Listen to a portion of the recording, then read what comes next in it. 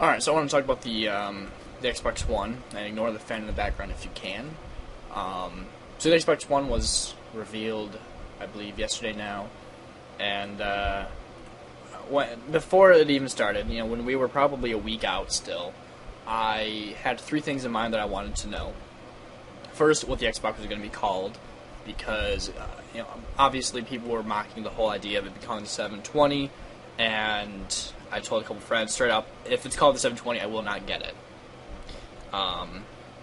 Two, I wanted to see the actual Xbox, because it's a fucking reveal. So Sony, you should probably take note of this. When you do a reveal for a console, you should show the console, not just the controller. And then I wanted to see the controller. So in the first 5 minutes of the live stream, we saw the Xbox, we saw the Xbox controller, and we got the name of the Xbox. Though, kudos to Microsoft. You know how to reveal a fucking console. So the console itself is called the Xbox One, which, I don't really hate it. I don't hate the name. It's better than Xbox 720, obviously. They could have done a better name, but whatever. I don't really care. The Xbox itself looks okay. It's not horrendous. It's alright. And the controller looks pretty normal. It doesn't look much different than the 360 controller right now. I have one right in front of me.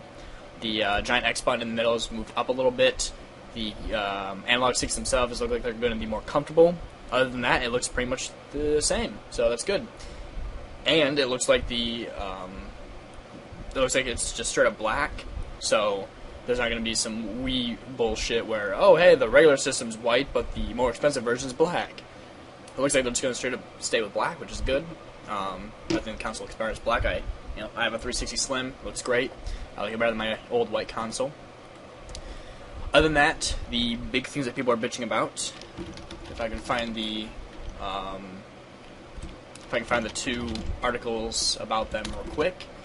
So the first one is about the fee that will come with lending games and whatnot to friends. So this is all from Kotaku articles. I think I'm saying the name right of the site. I don't know. But anyway, so Xbox One games will require a one-time activation code to use, but you'll still be able to trade and sell them online. And so the only thing I don't like is that with the game now, so the example I'll be using here is Halo 5. Works perfect. That's what I'll be getting the Xbox One for anyway. So Xbox One comes out, and then a year later, let's say, Halo 5 comes out. I get the game, I put it in, and there'll be an activation code for it, and then you install the whole game on your Xbox. That's my issue with it, is because I've never cared for installing games.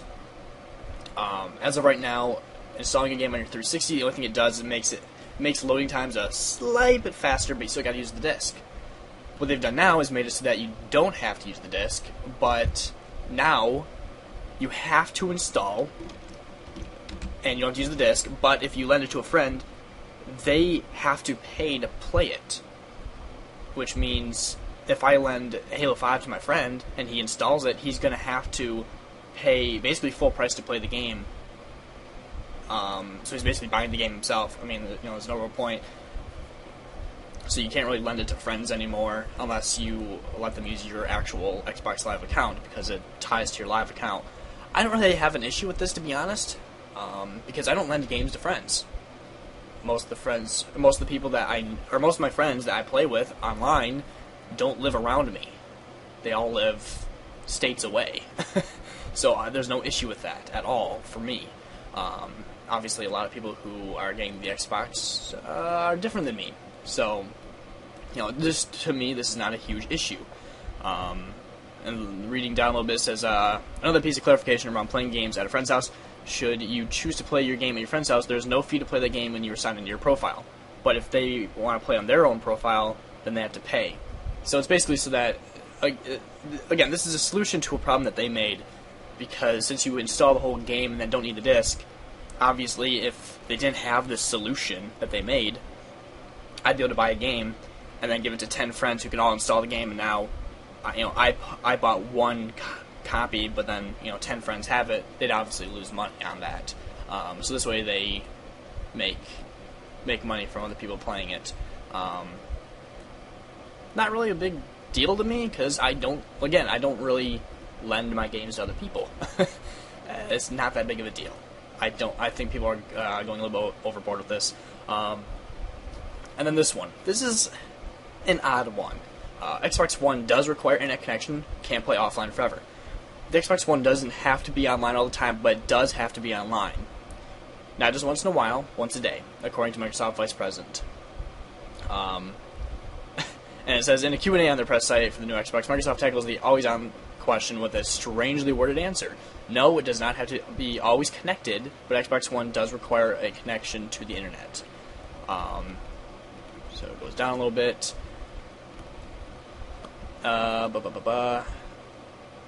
So for single-player games that don't require connectivity to Xbox Live, you should be able to play those without interruption should your internet connection go down. Blu-ray movies and other downloaded entertainment should be accessible when your internet connection may be interrupted, but the device is fundamentally designed to be expanded and extended by the internet, as many devices are today. And let's see if I can find the other part. So basically, you have to connect at some point each day, which, again, is not that big of an issue. I've never understood people's hate on this. I have a 360.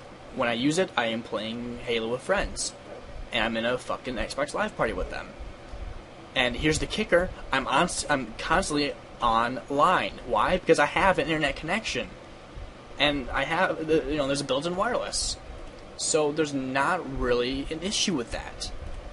And let's see if I can find this guy posted here. Because I basically mentioned that, I said, this is what I said. Anyone buying a next-gen console and not having reliable internet is not the brightest person. And this guy replied saying, say that to the millions of faces of soldiers, both in barracks here and overseas. They would disagree. And I would say, considering they should know that the Xbox One will require being online at least once a day, it makes them even bigger idiots if they buy it and want to play offline. So, I mean, it sucks. It truly does for people who want to play it, but now they can't because they're overseas or some bullshit, but sorry. Nothing, obviously I can't do anything to help there. But it's just, for somebody to buy the Xbox, though, and then bitch about not being able to play a game, you're an idiot. Don't buy the Xbox if you have internet only an hour each day or something. I mean, I don't know anyone who does, but obviously people who are buying a next-gen console more than likely have the internet to play said console. I mean, I don't know any of my friends who have a console and don't have internet. They all do. So, I mean, this is all just stupid. Now granted, you can't play 360 games on it, but again, that's not a big issue to me because I have a 360. I mean, that's all there is to it. And I'm only getting the Xbox One once Halo 5 is announced and comes out for it. So I won't be getting one until next year. Price might go down. I don't know. I don't really care. Okay, there is one issue I have with it.